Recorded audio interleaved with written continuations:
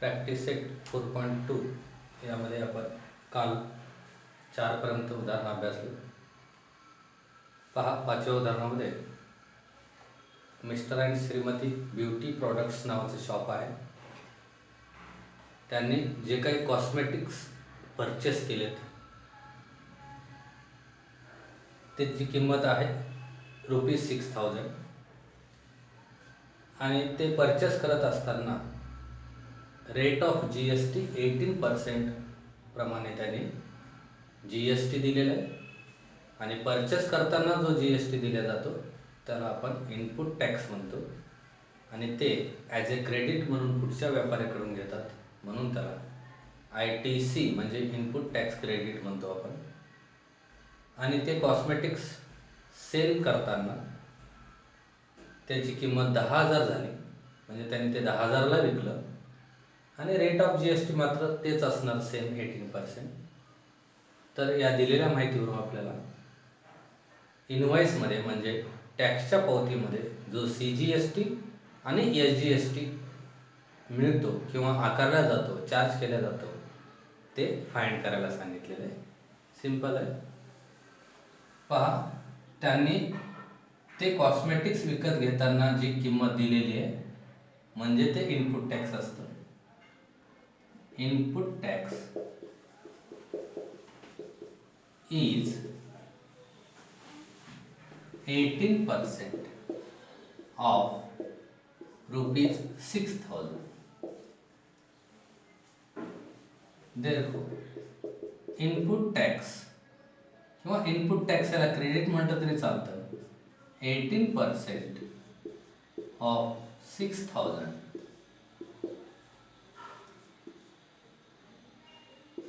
या दोघांचा गुणाकार 18 आणि 6चा 108 आणि पुढे 0 दिलं.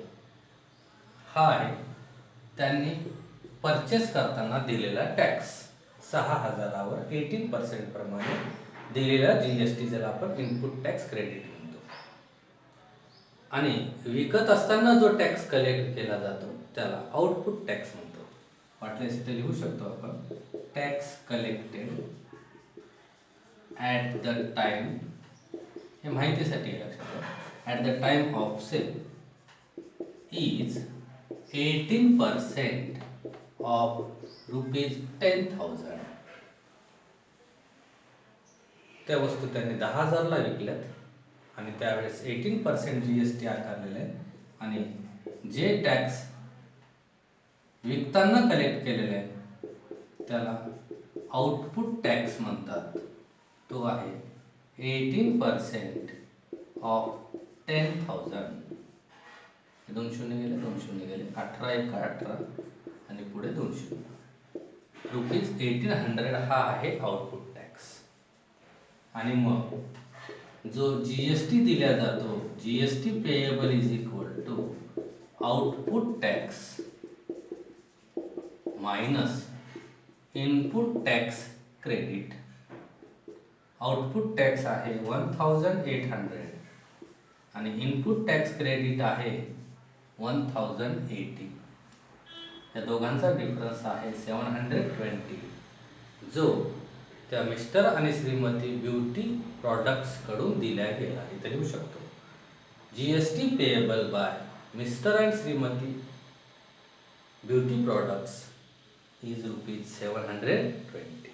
हा आहे GST. आता आपल्याला काय विचारलंय, what is the CGST and SGST shown in invoice. आपल्याला माहित आहे GSTच्या हाफ CGST असतं आणि हाफ SGST असतं, म्हणून CGST is equal to SGST is equal to half of 720 आणि मग हे येतं 360. Therefore, CGST and SGST shown in the tax invoice is 360. पहा, पुढच्या उदाहरणामध्ये आपल्याला एक इनव्हॉइस तयार करायला सांगितले आहे. Prepare business to consumer tax invoice using given information. मी इथे थोडक्यात माहिती लिहिलेली आहे. पुस्तक सोबत ठेवलं तर तुम्हाला पूर्ण प्रश्न वाचायला मिळेल. त्यामध्ये आपल्याला एक व्यापाऱ्याने कस्टमरला माल विकतो त्यावेळेस ज्या प्रकारचे टॅक्स इनवॉइस देतो, टॅक्सची पावती देतो, त्याचा एक सॅम्पल, एक नमुना दिलेल्या माहितीच्या आधारे आपल्याला तयार करायचा आहे. आणि लक्षात आहे, हे करत असताना थोडंसं प्रत्येक दुकानाच्या पावत्या सारख्या असतात असं नाही लक्षात घ्या. दुकानदार आपापल्या सोयीप्रमाणे पावत्या थोडंसं वेगवेगळ्या प्रकारचे छापतात, पण त्याच्यामध्ये जो मेन गाभा असतो तो मात्र सर्वांचा सेम असतो. मग त्याला गृहीत धरून आपण दिलेल्या माहितीच्या आधारे पावती तयार करू शकतो. मग हे करत असताना बघा, त्यांनी माहिती काय काय दिलेली आपल्याला.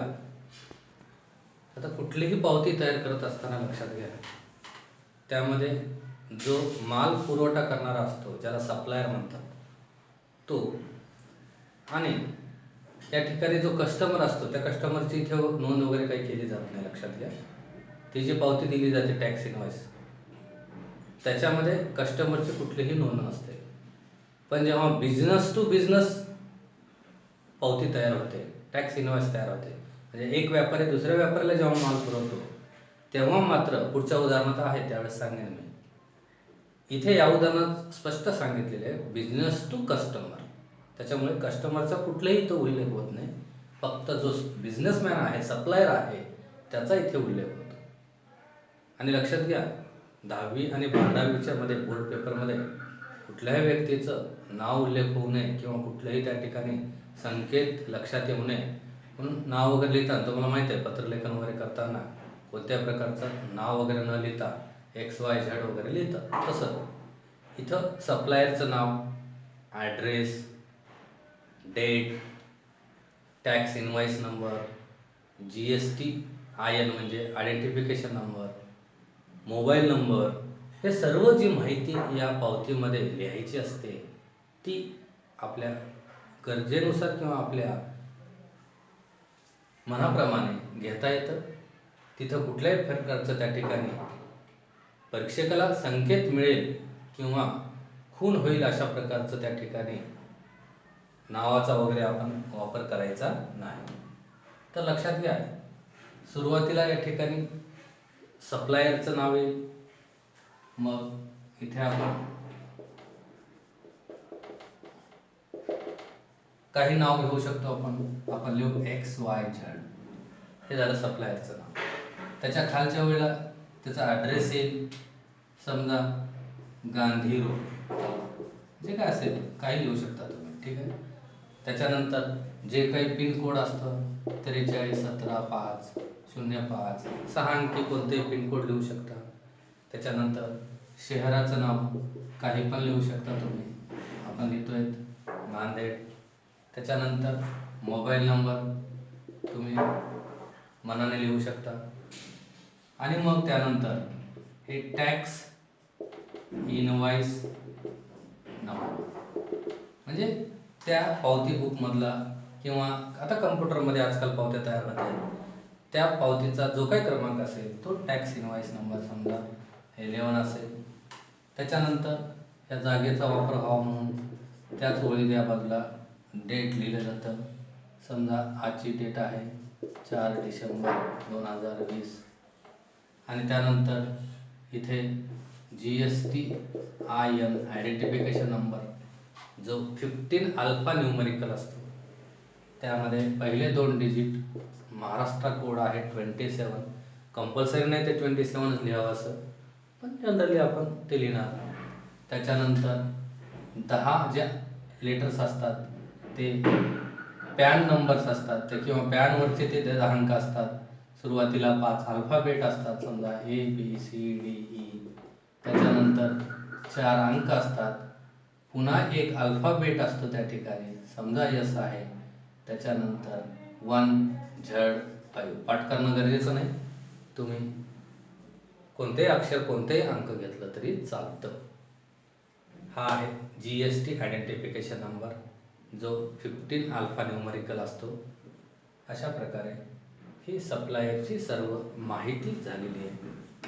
आता या प्रकारचा टेबल जो त्यांच्या कम्प्युटरमध्ये प्रिपेअर केलेला असतो, रेडी असतो, किंवा जर मॅन्युअल देत असतील तर हा नमुना पावतीचा त्यांच्याकडे छापलेला असतो, त्याच्यावरून पावती तयार केली जाते. आपण त्याचा एक सॅम्पल नमुना तयार करतोय. बघा यामध्ये कोणकोणत्या गोष्टीचा समावेश होतो. एखादी गोष्ट यामध्ये राहिली तरी चालतं, पण ज्या महत्त्वाच्या गोष्टी आहेत त्या इथे समाविष्ट झाल्या पाहिजेत. सुरुवातीला येईल सिरियल नंबर. समजा चुकून हा कॉलम राहिला तरी तुमचा मार्क वगैरे कमी होत नाही. त्याच्यानंतर हा HSN म्हणजे कोड वर्ड आहे वस्तूंना दिलेलं. हार्मोनाइज्ड सिस्टीम ऑफ नॉमेनक्लेचर असं त्याचा फुल फॉर्म आहे. तुम्हाला लक्षात ठेवण्याची गरज नाही, फक्त माहिती म्हणून सांगितलेलं आहे. त्याच्यानंतर नेम ऑफ प्रॉडक्ट, वस्तूचं नाव त्या ठिकाणी, त्याला थोडंसं जागा जास्त आहे. त्याच्यानंतर रेट असेल, जे काय ठरलेलं आहे, दर एका नगाला असेल, किलो असेल, जे काय असेल ते रेट नंतर क्वांटिटी असेल, म्हणजे किती नग आहेत, किती किलो आहेत हे. आणि यावरून समजा रेट आहे 100, 2 क्वांटिटी आहेत, 2 नग आहेत, तर ते होतं 200 रुपये त्याची किंमत, ज्याला टॅक्सेबल अमाऊंट म्हणतात. म्हणजे ज्याच्यावर टॅक्स आकारले जातं ते टॅक्सेबल अमाऊंट. आता याच्यानंतर काही पावत्यावर GST आणि मग नंतर त्याचं बायफर्गेशन CGST आणि SGST असं करतात. किंवा काही पावत्यामध्ये GSTचा उल्लेख न करता डायरेक्ट बायफर्गेशन करून CGST आणि SGST असं डायरेक्ट घेतलं तरी चालतं. आणि मग त्याच्यानंतर कारण दोघांची बेरीज GSTच येणार. आणि मग त्याच्यानंतर जे येतं ते म्हणजे टोटल असतं. मग इथे CGST, इथे SGST आणि त्याच्यानंतर टोटल. आणि मग हे CGST आणि SGST फाइंड करताना याच्यामध्ये पुन्हा 2 कॉलम करायचं, रेट आणि अमाऊंट. जे रेट ठरलेलं आहे ते प्रत्येक प्रॉडक्टवर वेगवेगळं असतं, त्याच्यामुळे इथं कॉलम येईल रेटचा आणि इथं येईल अमाऊंटचा. इथे येईल रेटचा आणि इथे येईल अमाऊंटचा. जे काही रेट असेल 0%, 5%, 8%, 12%, 18%, आणि त्यानुसार जे काय अमाऊंट होईल ते. आणि मग हे टॅक्सेबल अमाऊंट, CGSTची अमाऊंट आणि SGSTची अमाऊंट, या तिघांची बेरीज म्हणजे हा टोटल असतो. आणि शेवटी वाटल्यामुळे आपण ग्रँड टोटल करू शकतो, म्हणजे एकूण पावतीवर किती अमाऊंट होणार आहे ते शेवटी लिहू शकतो. मग आता बघा सिरियल नंबर, पहिला प्रॉडक्ट बघा इथे दिलेलं आहे आपल्याला. Rate of mobile battery is ₹200. याचा HSN नंबर आहे, दिलेला आहे आपल्याला प्रश्नात 8507. नेम ऑफ प्रॉडक्ट आहे, मी थोडक्यात लिहितो, मोबाईल बॅटरी. त्याचा रेट आहे 200 रुपये, दिलेला आहे रेट ऑफ मोबाईल बॅटरी. आणि GST 12% आहे. आणि मोबाईल बॅटरी किती नग विकल्या गेलेले आहेत, फक्त एकच पीस आहे, क्वांटिटी 1 आहे, दर 200 आहे, म्हणून टॅक्सेबल अमाऊंट होतं 200. रेट ऑफ GST 12% आहे, त्याच्या हाफ CGST असतं आणि हाफ SGST असतं, म्हणून रेट ऑफ CGST 6% आणि रेट ऑफ SGST 6% होतं.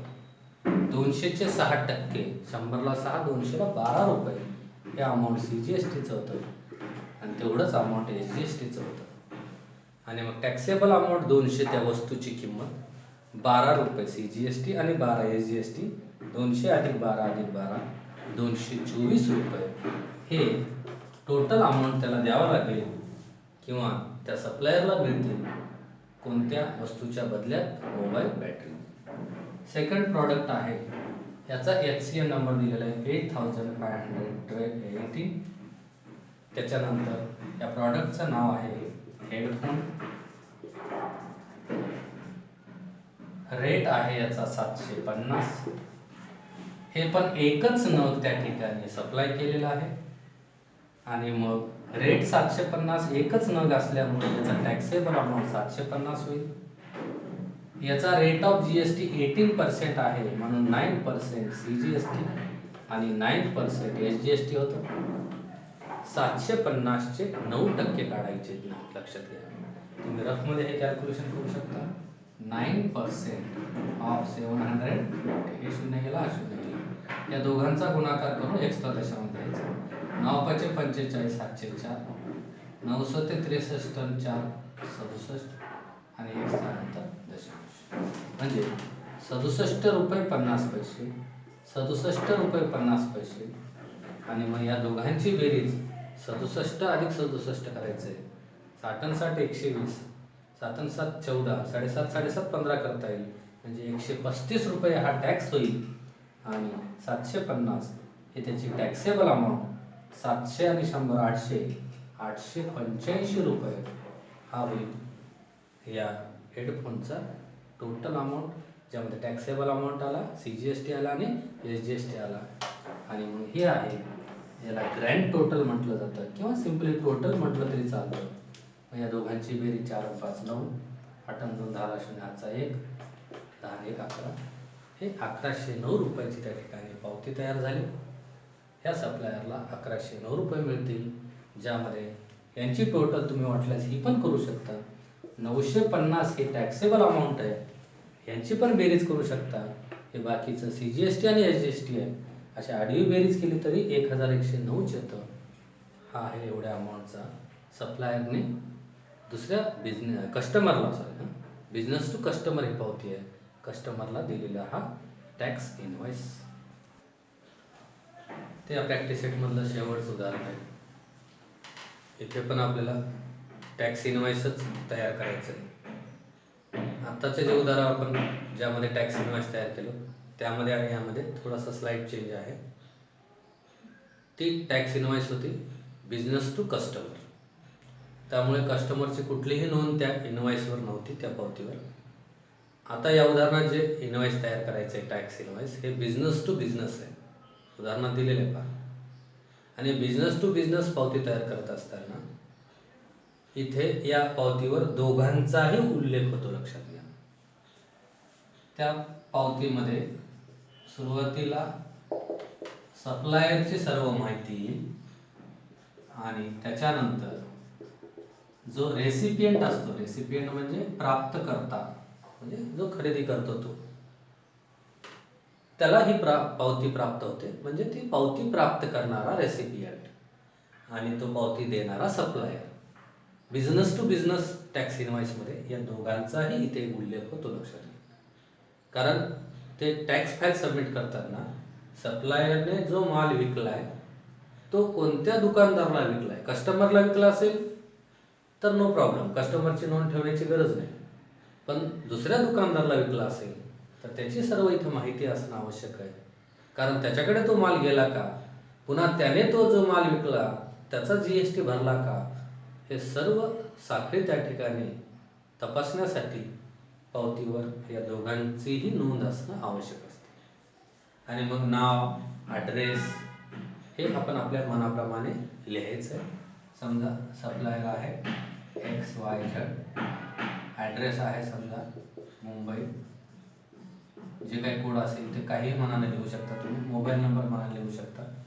त्याच्यानंतर जीएसटी आयडेंटिफिकेशन नंबर सप्लायरचा 27 ABCDE, काही 5 लेटर्स घेतल्यानंतर 4 अंक घ्या, त्याच्यानंतर पुन्हा एक लेटर घ्या.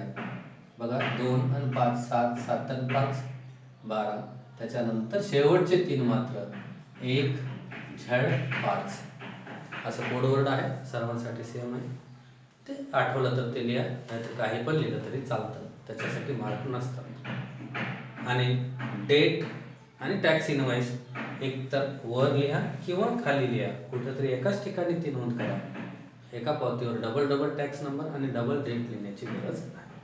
समजा हा रेसिपियंट आहे ABCD किंवा ABC, त्याच्यानंतर याचा ॲड्रेस आहे समजा नाशिक, पिनकोड जे असेल ते असेल, आणि टॅक्स इनवॉइस नंबर समजा 21 आहे आणि जो डेट आहे समजा 1 जानेवारी 2021 घेऊ, पुढची डेट घेऊ आपण आणि मग अशा प्रकारे हा टॅक्स इनवॉइस तयार होतो.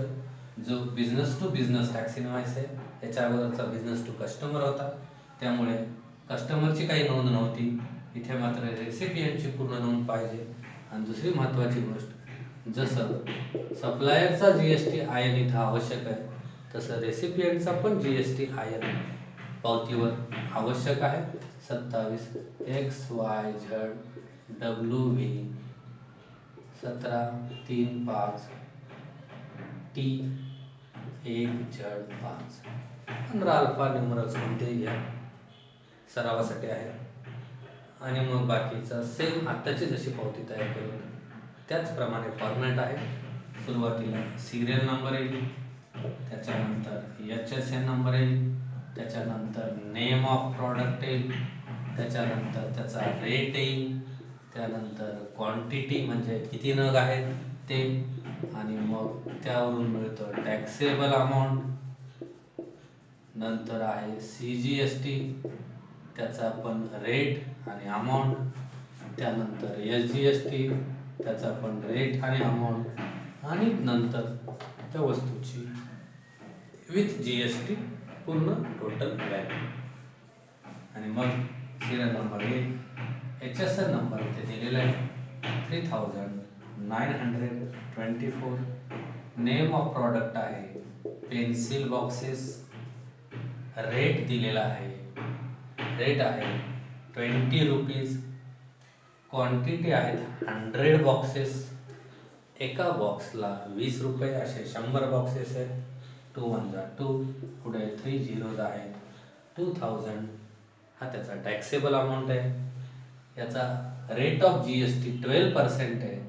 त्याच्या हाफ 6% CGST आणि 6% SGST. 2000चे 6% म्हणजे 120 रुपये होतं.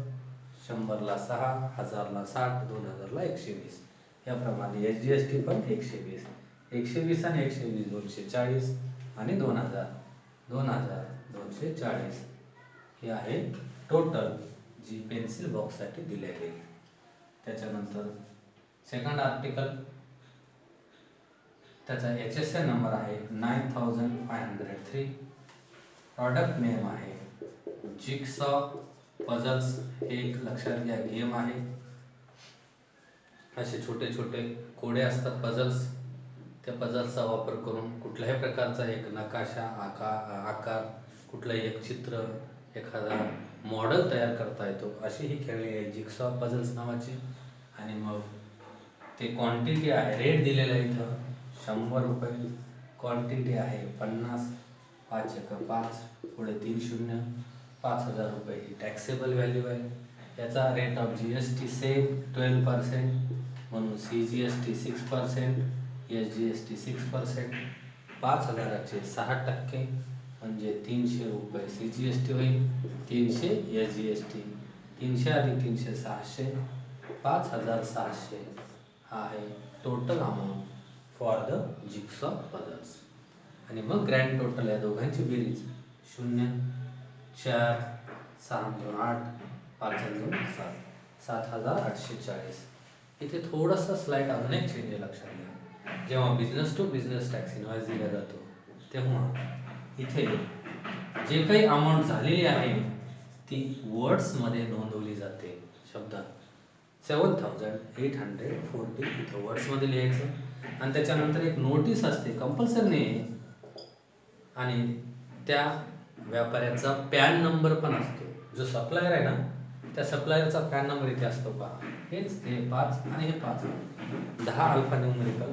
इथं पॅन नंबर लिहायचं आणि नोट असेल प्लीज पे द चेक किंवा issue the cheque, please issue the cheque. मग जे काही त्याचं नाव असेल सप्लायरचं, जसं मी इथं XYZ दिलेलं आहे. आणि मग इकडे एक त्या ठिकाणी फॉर XYZ ऑथोराइज्ड सिग्नेचर. तो पावती देणारा जो सप्लायर असतो त्या ऑथोराइज्ड व्यक्तीचं सिग्नेचर असतं. हे वर्ड्समध्ये पैसे असतात. त्याच्यानंतर त्या सप्लायरचा पॅन नंबर असतं, ते नोट असतं. नोट माहितीसाठी आहे, लक्षात घ्या. Please issue the cheque on this address, this account number, जे काय असेल ते. आणि मग तिथं त्या ऑथराईज्ड व्यक्तीचं सिग्नेचर असतं. अशा प्रकारचा हा सॅम्पल आहे टॅक्स इनव्हॉइसचा, जो बिझनेस टू बिझनेस ट्रान्झॅक्शन होतो तेव्हाचा.